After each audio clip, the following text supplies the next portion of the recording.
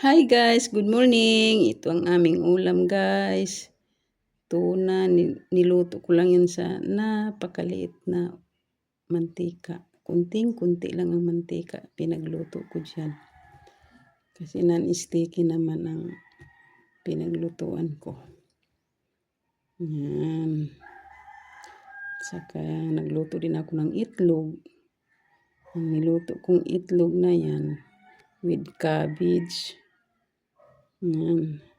Nilagyan ko ng hinaluan ko yan ng repolyo, sibuyas dahon, bawang at paminta at asin lang. Ingredients niyan guys, yung cabbage. Sarap. May gulay. Pero hindi ko yan niluto sa mantika. Walang mantika yan. Ganyan ang pagluto ko.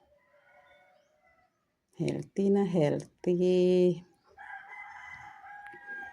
Tsaka meron tayong kanin. Mga unata, kain na tayo.